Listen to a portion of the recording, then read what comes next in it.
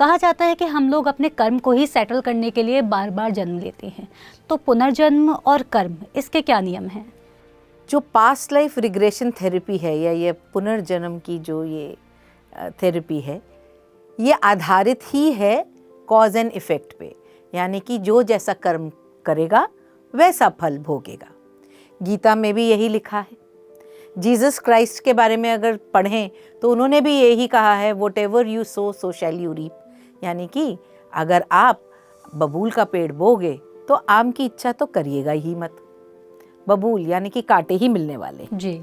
तो जैसा कोई कर्म करता है उसको वैसा ही फल मिलता है। ये जैसे कि मैंने पहले ये शब्द यूज़ किया, भारी भरकम शब्द है, शाश्वत सच। यही शाश्वत सच है। कर्म, जैसे कि आपने बताया, कर्म का फल हमने समझ लिया। अब पुनर्जन्म के बारे में जानना चाहूँगी, इसके क्या नियम होते हैं?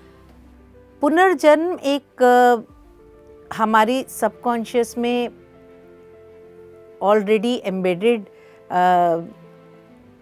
लाइफ टाइम्स होती हैं या स्टेट होती है, जहाँ जाके हम आज जो भोग रहे हैं वो क्यों भोग रहे हैं, उसका मूलतः कारण क्या है, वो जान सकते हैं। जब आपको ये मालूम चल जाता है कि मान लीजिए आपके मैथ्स में 100 में से 10 अंक आए, तो आप पुनः वापस जाएंगे, मैथ्स का अपना पेपर चेक करेंगे टीचर के पास जाके कि मैंने ऐसा क्या गलत किया कि मेरे को सिर्फ 10 अंक मिले। तो जब आप पेपर देखते हैं और समझते हैं, ओहो यहाँ तो सब प्लस करना था, मैंने सब माइनस कर दिया, तो डेफिनेटली मार्क्स मेरे 10 आए, सही है। और आप करेक्शन करते हैं और अगली बार उसको ध्यान में रखते हुए, उस संशोधन, उस करेक्शन को ध्यान में रखते हुए जब आप आगे की पढ़ाई करते हैं और सम्स जब नेक्स्ट टाइम एग्ज़ाम देते हैं तो फिर आपके पूरे मार्क्स आ जाते हैं, है ना। तो यही प्रक्रिया इस पास्ट लाइफ पुनर्जन्म की प्रक्रिया का मूलतः बेस है। तो इसको हम ऐसे समझे कि पिछले जन्म में जो हमने जो भी किया होता है, हम उसको पहले समझते हैं। जब हमारा वो जन्म खत्म हो जाता है कि अरे मैंने इस लाइफ में ये चीज़ें गलत कर दी, तो अब उनको करेक्ट करने के लिए हम दोबारा जन्म लेते हैं। जी, उसको भी करेक्ट करने के लिए और भी चीज़ें होती हैं। सबसे ज़्यादा इम्पॉर्टेंट, महत्वपूर्ण चीज़ ये है कि हम यहाँ ये जानने के लिए आए हैं कि मैं कौन हूँ, हु एम आई।